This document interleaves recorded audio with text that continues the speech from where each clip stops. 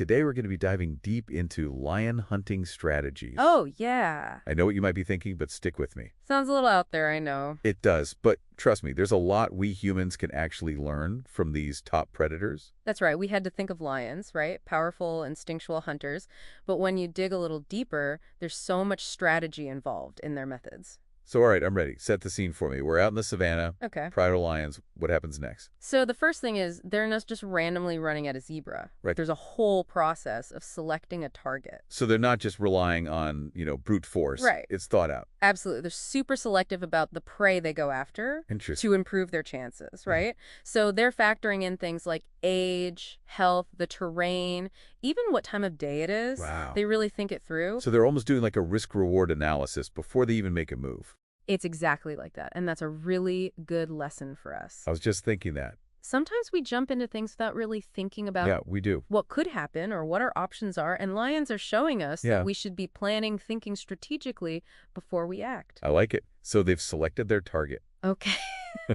This is where the teamwork comes in. It's not just claws and teeth all the time. Right. They rarely hunt alone. Especially for bigger prey, I imagine. Yeah, exactly. And every lion in that pride has a role to play. They rely on each other to communicate and coordinate. So walk me through it. Like, what's the actual picture here? All right, so imagine a group of lions stalking a herd of zebras. I'm picturing. Some of those lions, they act as decoys. Oh, wow. And then you have others getting in position for an ambush. So they're using vocalizations, body language to signal to each other. So everyone's on the same page. Right, it has to be perfectly in sync. It's like a dance. It is a very high-stakes race, yeah. High stakes, yeah. But this is the kind of coordinated effort that I think we can apply to anything we do in teams. For sure. Whether it's work, sports, even planning a family vacation, being able to communicate, having clear roles. It's crucial. It is. It really is. So we got the target selection, the teamwork. What else can we add to this playbook? Okay, well, even with the best plans, things can change, right? Sure. And lions are amazing at adapting. Okay. So let's say the prey makes a sudden move, or the terrain isn't what they expected. Yeah. They don't just give up. I like that. They look at the situation, find a new way. So it's all about thinking on your feet. Yeah, exactly. Not getting discouraged when something doesn't go to plan. Right. And I think that's something we struggle with, but lions are showing us how to be flexible, resilient. It's really powerful. Yeah, I agree. They teach us to look at those challenges as opportunities. I love that. To learn and adapt, which is a mindset that we can really apply to any part of our lives, right? Absolutely. That's huge. Yeah, it is. It's huge. And it's not just like reacting to the unexpected, Lions, they're also incredibly patient. Oh, yeah. They will literally wait for hours sometimes just to get that perfect moment. Oh, that's interesting. To strike, So it's like knowing when to wait and when to make your move. Exactly. Like, think about how often we rush into things. We do. Without thinking about the consequences. Oh, yeah. The lions, they are masters of observation and timing. I like that. So we've been talking about all these skills. Right.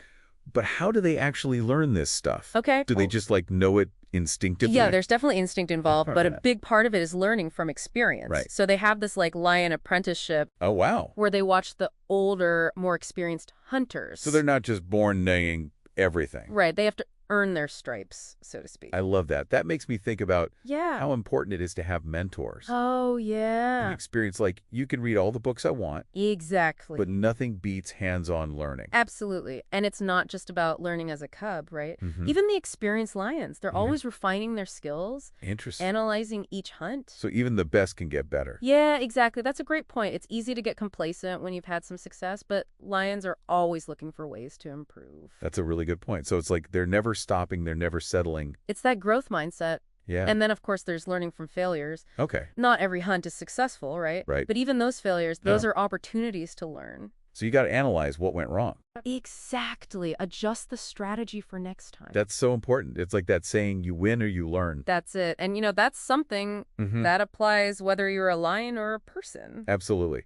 So we've talked about target selection, teamwork, adaptability, patience, learning from experience. Right.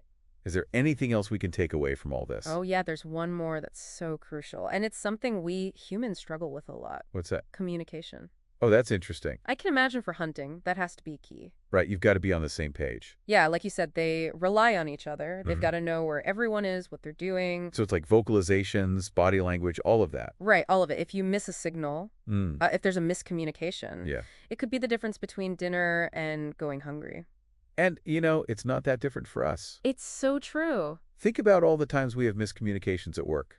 Right, in our relationships. Or just with our family. It happens all the time. It does. But the lions, they remind us how important it is to communicate. To be clear and concise. Right, especially when you're working together. I like it. So we can really learn something from the way lions communicate. We really can. Whether it's leading a team or just having a conversation. It's all about being mindful. Right. Really listening to what the other person is saying. Making sure everyone's on the same page. Exactly. Wow, this has been eye-opening. It is amazing. Yeah. It really is. What we can learn from the animal team. Like a whole untapped source of knowledge. And who knows what else is out there, right? Yeah, what other insights? Just waiting to be discovered. Just pay attention. Exactly. It's funny, you know, we always picture lions as these, like, powerful loners. Yeah. But this whole conversation has really highlighted how much they depend on each other.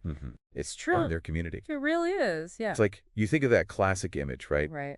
The lone lion roaring from a rock, but it's iconic, but in reality, it's the pride that gives them their strength. Their strength comes from the pride. Yeah. And it's not just about hunting either. Right. I remember reading that lionesses will often nurse each other's cubs. Oh, yeah. And they all work together to protect the young. Absolutely. It's a whole system of cooperation. They need each other to survive. It makes you wonder if we could learn something from that. I think so. From the way they support each other, share responsibility. Yeah, we get so caught up we do. in individual achievement. Competence. But the lions remind us sometimes the best way to succeed is by working together. I like that.